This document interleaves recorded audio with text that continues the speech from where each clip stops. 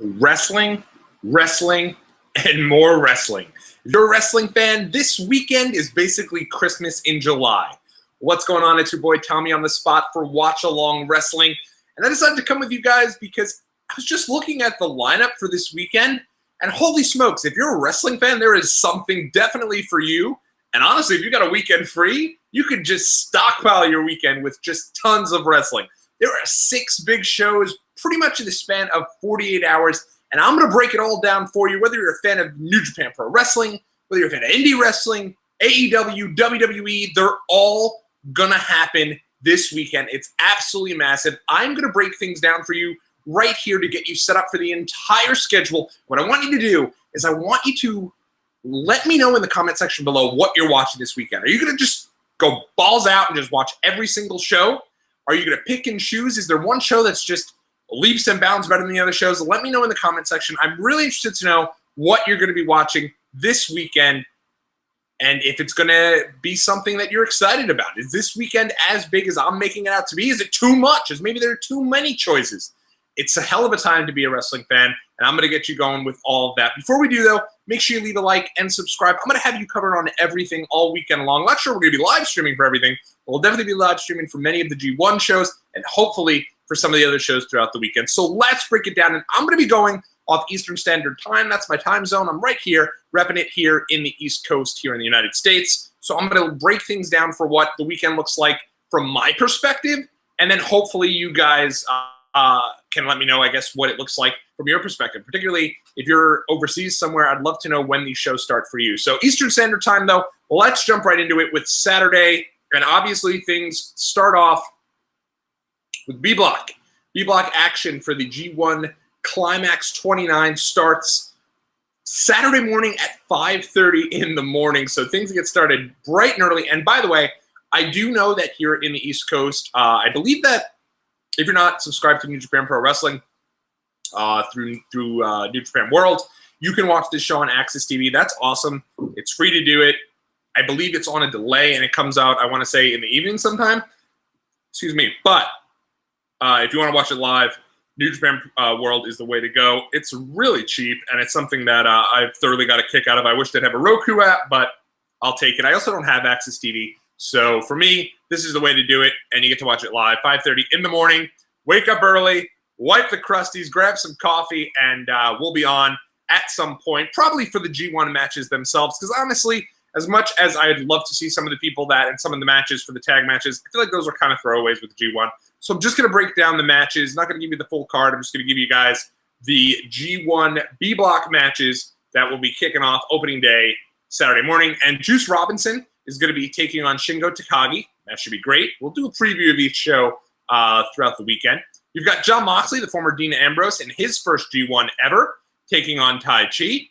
Should be a great match. Toru Yano versus Tetsuya Naito. Should be a funny match and a little bit of craziness. Tomohiro Ishii against Jeff Cobb could very well be the match of the show. That's a great one. And then, obviously, your main event, Hiroki Goto taking on Jay White. That is Saturday morning, 5:30 in the morning. Kicks you off here in the East Coast and gets you set for a really fun evening. Continuing with AEW Fight for the Fallen, this is a show that just 2 weeks after their last show at Fyter Fest, AEW returns. This show's for charity, so really great cause. Check it out if you get a chance. I know for me, I'm going to be watching on the BR Live app. This kicks off 7:30 p.m. pre-show, 8:30 p.m. Bell time for your main card. On the pre-show, it's going to be Sonny Kiss taking on Peter Avalon with Leva Bates. So everyone's favorite, the Librarians are back.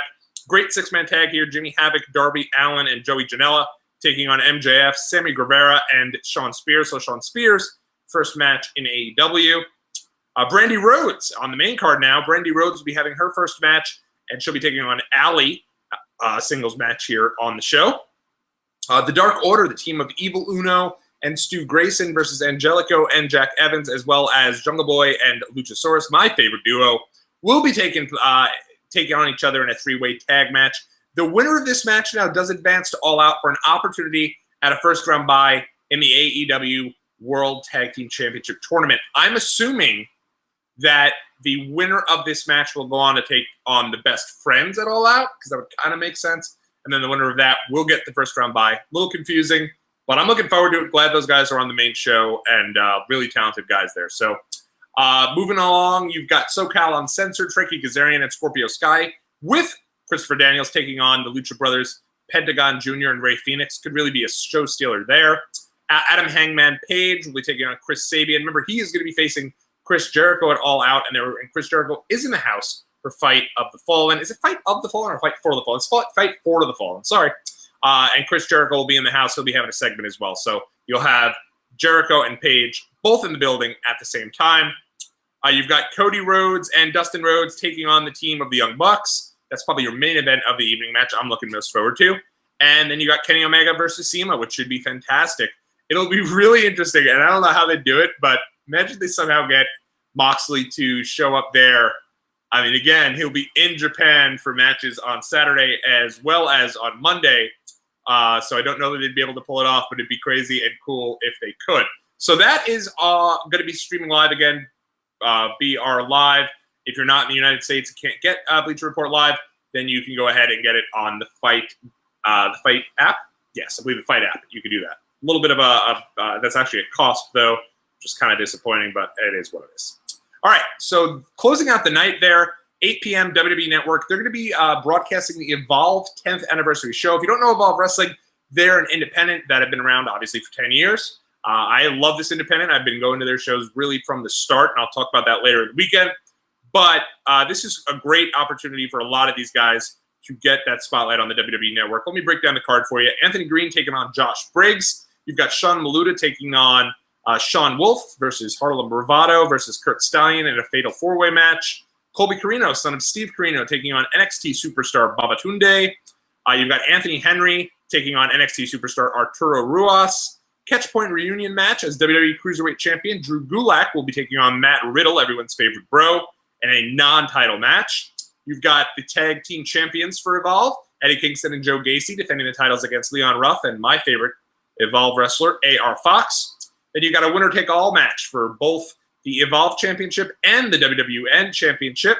JD Drake is the WWN champion. He defends against the Evolve champion, Austin Theory. And then in your main event, look how freaking great this match is. You've got Adam Cole, baby, defending the title against Akira Tozawa. What a day. Saturday, here's like, if you want to make this the ultimate, like, complete insanity, you sit down on the couch, you watch pre-show of Fight for the Fallen, you then watch the main card of Fight for the Fallen, you then, once that's done, you pop on the WWE Network. That'd be probably around 11 o'clock, 11:30. Pop on the WWE Network, you turn on the 3-hour special of the Evolve show, and then you're going to go ahead back to New Japan World because the A Block has some stuff going on there. Let me pull up that card there for the A Block. That is going to be now at 2 a.m. Eastern time on Sunday morning. So we've moved on. So again, you want to do the crazy schedule, you can go ahead, 8:30 p.m., you watch your Fight for the Fallen. You jump on the network, you watch the Evolve 10th anniversary show on demand immediately following, or you can flip-flop them, whatever your fancy is, because if you get a BR Live or the Fight app, you have the option to have it on demand. And then you go ahead and you jump on over to New Japan World at 2 a.m. for night 2 of the A Block of the G1 Climax tournament, and take a listen to this card here. It is going to be Battle of the Big Boys, Bad Luck Fale taking on Lance Archer. Sonata versus Will Ospreay. Are you kidding me? What a great match that'll be. Kazuchika Okada versus Zack Sabre Jr. They always tear it down. Kota Ibushi versus Evil. That should be great. And then in your main event of the evening, this match here could really be interesting. Hiroshi Tanahashi taking on Kenta. That is the match. And that will end your night. And then you should probably catch some Z's and get ready for a jam-packed Sunday. Because, oh, by the way, it's going to be the WWE Extreme Rules 2019. And this is a show I think people are sleeping on a bit. Sure, the main event doesn't do much for me. Seth Rollins and Becky Lynch defending the championships against Baron Corbin and Lacey Evans. Feels like a bit of a holding pattern until SummerSlam. But listen to the rest of this card. You've got the Revival defending the tag team championships on the Raw side of things against the Usos. Dream match there. Those guys going at it. Braun Strowman and Bobby Lashley, last man standing match. Could be a lot of plunder. Could be fun. Ricochet versus AJ Styles. Ricochet versus AJ Styles. They're going for the U.S. Championship. Should be great. Aleister Black versus Cesaro. You've got Daniel Bryan and Rowan taking on the New Day and Heavy Machinery in a triple threat. Another great match. Drew Gulak defending the Cruiserweight Championship. Back-to-back nights for him going up against Tony Nese. You've got Bayley versus Alexa Bliss and Nikki Cross in a handicap match. Then you've got Kofi Kingston defending the world title against Samoa Joe. And you've got the freaking Undertaker teaming with Roman Reigns against Shane McMahon and Drew McIntyre.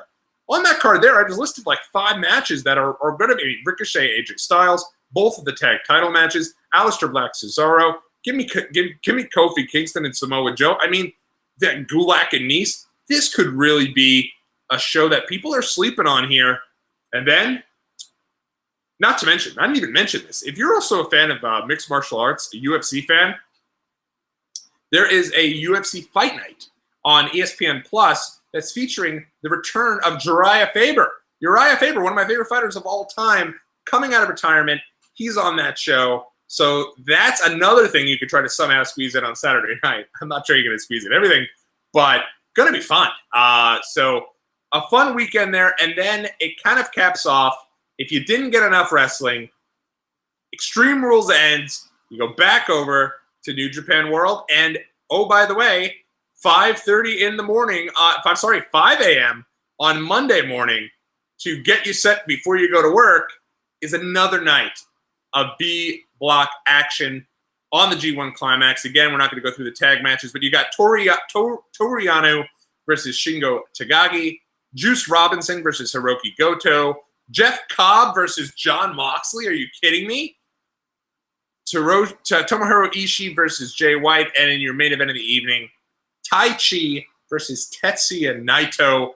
So much wrestling, so many great shows. I mean, if you're just, it's going to be hard to process all this, but like, let me know what you guys are planning on doing, how you're going to space out the weekend. What are you watching live? What are you watching on demand?